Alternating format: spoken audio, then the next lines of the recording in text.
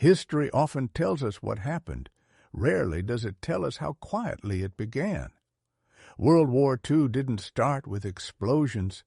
It started with hesitation, with silence, with decisions that felt reasonable until they weren't. Tonight, we're not just looking at battles or leaders. We're uncovering the moments the world chose to wait and paid the price. If you want to understand the war no one warned you about, the one that grew before the first shot, you're watching World War II, Unspoken History. Subscribe and stay with us, because some truths are only visible when it's already too late. On the morning of June 6, 1944, as the first light crept over the English Channel, Allied commanders watched the Normandy coastline through binoculars and radio reports. They had rehearsed this moment for years. Now it was finally here. D-Day.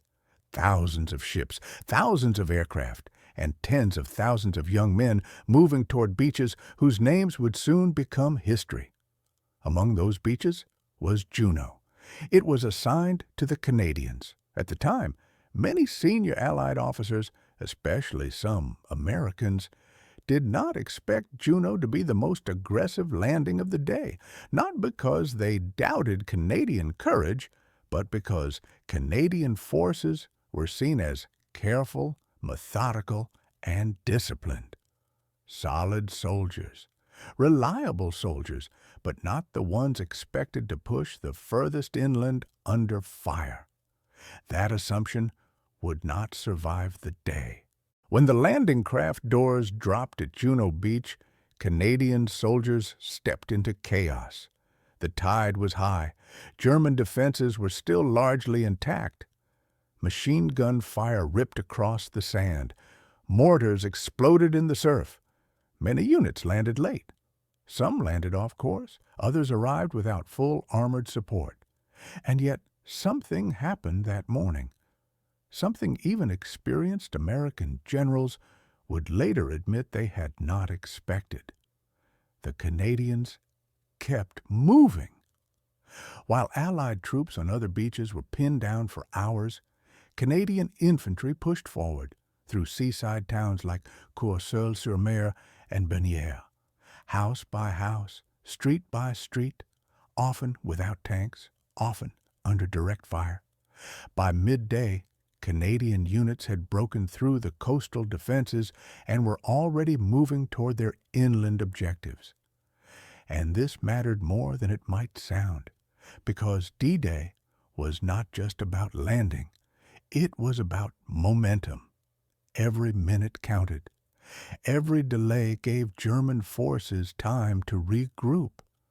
At Juno Beach, the Canadians did not wait. American officers monitoring the situation began to notice something unusual in the reports coming from Juno. The Canadians were ahead of schedule. By the afternoon, some Canadian units had advanced farther inland than any other Allied force on D-Day.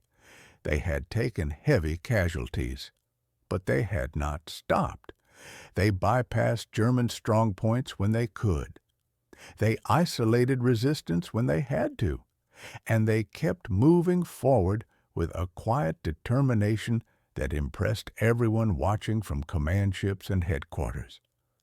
One American officer reportedly remarked that the Canadians were moving like veterans who had been waiting years for this fight. Another noted how quickly they reorganized after taking losses, reforming units on the move, instead of waiting for orders. This was not reckless bravery. It was controlled aggression. Later, when American generals reviewed the maps and the casualty figures, a clear pattern began to emerge. The Canadians had faced defenses as strong as any on the Normandy coast. In some sectors, even stronger. Yet they had secured their beach, linked up with British forces, and driven inland with speed and discipline. General Omar Bradley, commanding U.S. forces, was known for his blunt assessments. Officers under him later recalled that he spoke with genuine respect about the Canadian performance, noting that they had achieved nearly all their D-Day objectives despite delays and heavy losses. For many American commanders, this forced a quiet reassessment. The Canadians were not just reliable, they were formidable. What made this even more striking was how little noise the Canadians made about it. There were no dramatic press briefings, no exaggerated claims. Canadian reports were precise, restrained, almost understated. They listed positions taken, units lost, objectives reached. Nothing more. But the results spoke for themselves. As the days after D-Day unfolded, American units advancing from Omaha and Utah began linking up with forces pushing south from Juno. Officers meeting for the first time along French roads noticed something immediately about the Canadians. They were muddy. They were exhausted. They were calm. And they were still pushing forward. One American colonel later recalled watching Canadian soldiers pause only long enough to redistribute ammunition before moving on again. They didn't talk much, he said. They just kept going. What struck many American generals was not just the courage of Canadian soldiers, but their refusal to dramatize it. There was no sense of proving anything, no need for recognition. Just a steady, relentless focus on the mission.